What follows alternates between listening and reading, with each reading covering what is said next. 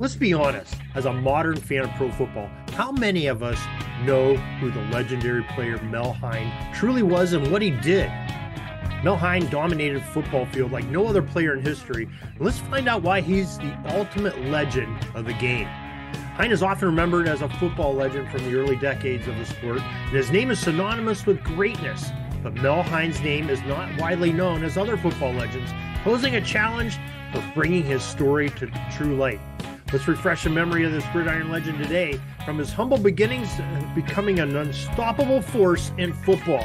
Hein's journey is a testament to the hard work and perseverance, showing that he could be considered as one of the best all-around athletes in all of pro football history. Mel Hein's story is coming up in just a moment. This is the Pigskin Daily History Dispatch, a podcast that covers the anniversaries of American football events throughout history. Your host, Darren Hayes, is podcasting from America's North Shore to bring you the memories of the gridiron, one day at a time. Hello, my football friends. This is Darren Hayes of PigskinDispatch.com. Welcome once again to the Pig Pen, your portal to positive football history. And today, as we said in the intro, we are diving into the history of maybe one of the greatest players of all in football history, one of the greatest athletes. You know, when you say that term, you comes to mind maybe somebody like a Jim Thorpe or, Marcus Allen, Bo Jackson, somebody like that. Well, Mel Hein is played much earlier than those, not earlier than Thorpe, but within 10, 20 years after Thorpe. But gosh, this guy could really play the game. And you're going to see as we're going to go into some studying and looking at what he's accomplished in his career and what he did, on and off the football field to see, how great of a player Mel Hein truly is. So hope you really get to enjoy what we got going on here today. He was born Melvin Jack Hein, born August 22nd, 1909 in Redding in Shasta County, California. A native Californian parents of German ancestry, Herman Hein, an electrician at the local power plant there in Shasta, and his wife, Charlotte. Before 1920, the family moved to Glacier in Whatcom County, Washington, where Herman found work as a lineman on transmission lines as electricity was starting to spread across the country. They later moved to Fairhaven, where Mel attended high school and starred at basketball. That was his main sport. Mel Hein's gridiron journey began on the fields of Washington State University, though, in the late 1920s. Back then, players weren't confined to one side of the ball. His was a great player on single platoon football. Hein dominated at center, leading his team to the Rose Bowl in 1931. But his defensive prowess couldn't be ignored as he played what we would now call a middle linebacker, and his extreme athleticism allowed him to defend passes that flew his way. This versatility caught the eye of the New York Giants sometime after, as he was graduating from Washington State, who drafted Hein in 1931. Once signing a contract with New York, Mel married his college sweetheart, and then the couple abruptly packed up their belongings and drove across the country to New York City. Hein didn't disappoint his new employers. Hein became a stalwart on both offense and defense and a true Ironman of the game in the NFL. Now, we had a great conversation with our friend Larry Schmitt a few years ago on Pigskin Dispatch podcast about Mel Hein being one of the greatest players in NFL history that wore the number 7 in that jersey series we had. Yep. He's, one of the most legendary Giants. He held the record up until Eli Manning of the most seasons played as a Giant with 15. And that was, most notable because he was a two-way player. He played offense and defense. He played from 1930 through 1945.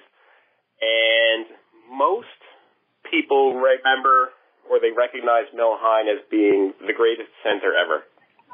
But very few people are aware of how effective of a defensive player he was. He was a prototype linebacker for the time. They weren't true linebackers until the 1950s, but he played standing up. He didn't have a hand down on the ground. And I'm friends with a gentleman whose father, Hat Morin, played with Mel Hein. Mike Warren. He lives here in the same town as me. Wow. And he told me that his father said Mel Hein was an impact player on defense, and he could change the course of a game playing defense, much like, Giant fans of, my era, the 80s, remember Lawrence Taylor taking over a game on defense. He said Mel Hein could do the same thing in a game in the 30s and the 40s. Well, that's impressive. Yeah, and through my research and reading game summaries in newspapers, he's one of the few players who could tackle Bronco Nagurski of the Bears, who was this big hulking fullback who, when he played defensive tackle. That tells you how big he was. Mel Hein could tackle him one-on-one, but he would also, Hein had the speed and the agility, the athletic ability to cover the best receiver of his era, Don Hudson, on the outside. Steve Owen and the Giants, Steve Owen, the head coach, the defensive genius who later invented the umbrella defense. The Giants had a lot of pretty good success against Don Hudson, keeping his receiving statistics down. And a lot of that was he would have Mel Hein cover him, through the first half of his route, coming off the line through the middle of the defense, and then he would pass him off to the safety almost in a sort of an early concept of what a zone defense would end up being. That's amazing to sit there and think about it. Okay, so you have a man that played center on offense, offensive lineman, a defensive lineman, covering the top wide receiver in the NFL at the time, on the under coverage. That's amazing. And then dropping the pads to take on Bronco Nagurski. Right. Wow. That's pretty rare ability. And, unfortunately, a couple of years ago, the Giants had me down to their facility for some interviews, and, we were talking. I was talking to the producer and the director, telling him how I would love to do some players like Mel Hein and Tuffy Lehmans, and, because the show, it doesn't really go back further than the 50s, and they said, the problem is footage. We don't have enough footage on these guys. It's hard to put, it's fine, the way we're doing it on a podcast, but when people are watching television, they want to see highlights. Right, you need the visual. Yeah, there's very few. There's just some newsreel footage of, just little short clips. And I guess that's why guys like George Halas and Mel Hein aren't as remembered, because, there's not that much that you get to see on NFL Films highlights of them as a player. Everybody remembers George Halas as a coach, wearing the fedora and the trench coat, and, there's just not enough footage of them as players. And to find out about them, you have to go through the old newspapers. Game summaries, and maybe you can find a photo here and there. That's very true. One thing that's impressive that the NFL does recognize Hein for, he made the 50th, the 75th, and the 100th anniversary all-time teams. I mean, that's quite a feat right there to go back 100 years and you're still on the all-time team. Very substantial player. Yeah, and in my research, I also learned that later on, Mel Hein was a coach at USC, and he was on the same staff with Al Davis, and he became good friends with Al Davis. And when Al Davis in the 60s took over the Raiders, his center was Jim Otto, the all-AFL center. Right. And Al Davis would show Otto film of Mel Hein from the 1930s and the 1940s, teaching him how to snap the ball accurately, how to come out of his stance and get into a block. He's showing him film from a player a generation before him. That's quite the role model to have, I'll tell you. Yeah. Wow. So just last year, another friend of mine, John Birdie, he contributes the Giants' all-time roster for their media guide. And it was last April or May, he sent me an email when he was going through his data and he was comparing it against the NFL encyclopedia. He came up short 3 games. One of Mel Hein's claim to fame on the Giants website, in the media guide, on the Pro Football Hall of Fame website. Mel Hein played every game. He never missed a game in his 15 years. So we said, Larry, I need your help. The Giants played 14 games in 1933. I only have Hein playing 12. And in 1936, they played 12 games. I only have them playing 11. And I'm like, how could this be? My whole life, Mel Hein played every game. He was a 60-minute guy. He never missed a game. Right. So I went into the newspapers, and I started in 1936. I figured I would work backward. And I was in November, and I started seeing these clips. They were AP clips that would be sent around the country. And it said, Mel Hein, center of the New York Giants, has missed only one game in 6 years. I'm like, okay. So I'd never, ever heard this before, but here it is in multiple newspapers. In November, it was November 3rd, 1936. So I did my due diligence. I finished out the game programs, the box scores, all the summaries for 36. He did play every game, but it got very interesting when I got to 1933. It was on November 19th. The Giants were playing the Bears at the Polo Grounds in New York. And, typically you would expect 1933 Giants-Bears. It's a very, very physical game. The Giants ended up winning 3-0. But there was a report in the newspaper in the middle of the week that Mel Hein came out of that game a little banged up. They didn't have injury reports, probable, questionable. There was no specific mention of an injury. They just said he was banged up and he wasn't practicing. So on the next week, it was Sunday the 26th, they were playing the Packers at the Polo Grounds. And it's fortunate that the game was in New York because I have multiple newspapers that I can cross-reference with, the New York Times, the New York Daily News, the New York Herald Tribune. And in this case, I also used one of the Brooklyn newspapers, the Brooklyn Daily Eagle, because depending on the reporter and who was at the game, some guys, they always list the starting lineup. Some would just take the 11 that they had listed on the program. Some guys would take who was actually on the field for the first snap of the game, which was fortunate. So I could cross-reference them because in this case, two guys used the program. They had Hein in there, but then the other two had the Giants' other center, and I'm like, oh, no, what happened? And I went through the substitutions, and Mel Hein sat the first half of this game against Green Bay, but he did enter in the third quarter. He played the second half.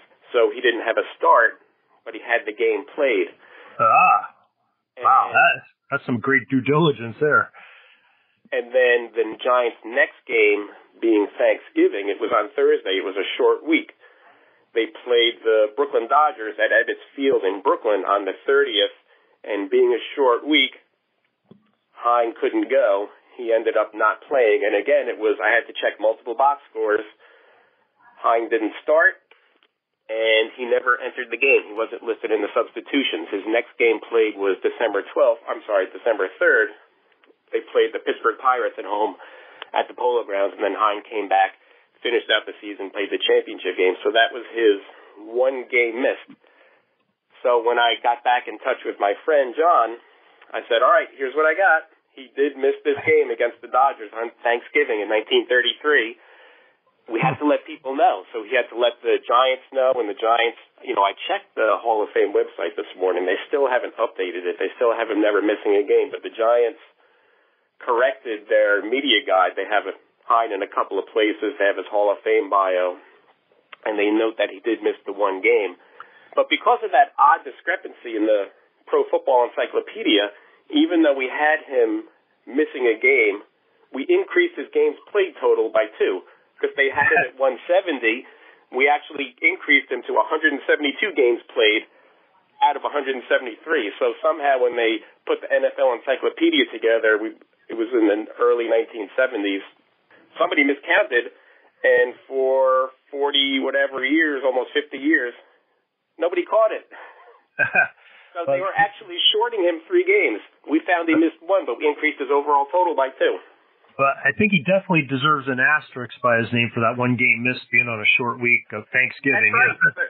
Hey, Thursday football, it's never been a good idea. Yeah, we don't like it now. They didn't like it then. That's for sure. Hey, it wasn't uncommon for teams to play 3 games in 7 days. The Giants played on Thanksgiving, but then they played 3 days later on Sunday. It's not like you play on Thursday and then you get It's like 10 days off. You just play 3 games in 7 days, or 3 games in 8 days. And you play both ways. You play defense, you play offense. And no Sundays off. Big thanks to Larry for letting us share that. And one of the key moments that defined Mel Hein's legacy in football history was his remarkable performance in crucial games. Whether it was on a game-winning play or a record-breaking achievement, Hein always rose to the occasion and left a lasting impact on the sport. Now, even his playing days, when they were over, Hein was still contributing to the game. As he became the head coach of Union College from 1943 to 1946, and after retiring from the NFL, Hein's first foray into the coaching was that head coach of Union College, where he was there for the 4 seasons. Then he transitioned to the professional ranks as an assistant coach for the Los Angeles Dons of the All-America Football Conference, the AAFC, from 1947 to 1948. Then he became an assistant coach for the New York Yankees of the AAFC in 1949. And then he went back out to the West Coast. The Los Angeles Rams hired him as an assistant coach in 1950 for those great Rams teams. So think about the Rams teams, Bob Waterfield and, Tom Fears and Crazy Legs Hirsch, some great offenses. And here we have, an assistant coach as one of the legends of the game coaching them. So then he stayed out in L.A., became the USC Trojans assistant coach from 1951 to 1965. Nice long career there. And his longest coaching stint with that, with the Trojans there, which was probably once his rival on the West Coast, the Pacific Coast League, when he's playing, or at least Washington State was. But just nonetheless, he got a good job there and liked it in L.A. Now, in conclusion, Mel Hein's impact on the sport of football is undeniable, and his legacy lives on through his incredible achievements and the inspiration it continues to provide to players of all generations. Mel Hein will always be remembered as a true icon of the game. And, we encourage you to learn more about Mel Hein. You can check it out here on our website, pigskinddispatch.com, or go to, Larry has some great articles, and some of the other folks there on Big Blue Interactive, the Giants website, bigblueinteractive.com, and check those out there too, because they have some great information on preserving the history of early Giants, including one Mel Hein. So we appreciate that. Now, before we wrap up, don't forget to like and share and subscribe to our station for more great football history. Not only are we featuring these Giants in the Giants 100 series, like Mel Hein and some of the other legends that we've talked about, but we're talking about football history from all eras and genres, and talking about people from different teams in college and pro and high school levels and beyond, and some of the innovators and equipment makers, and some cool stuff if you like the game of American football. So check it out. And until next time, everybody, have a great gridiron day. That's all the football history we have today, folks. Join us back tomorrow for more of your football history. We invite you to check out our website, pigskinddispatch.com, not only to see the daily football history, but to experience positive football with our many articles on the good people of the game, as well as our own football comic strip, Cleat Marks Comics. Pigskinddispatch.com is also on social media outlets, Facebook, Twitter, Instagram, and don't forget the Pigskin Dispatch YouTube channel to get all of your positive football news and history. Special thanks to the talents of Mike and Gene Monroe, as well as Jason Neff, for letting us use their music during our podcast. This podcast is part of the Sports History Network, your headquarters for the yesteryear of your favorite sport. You can learn more at sportshistorynetwork.com.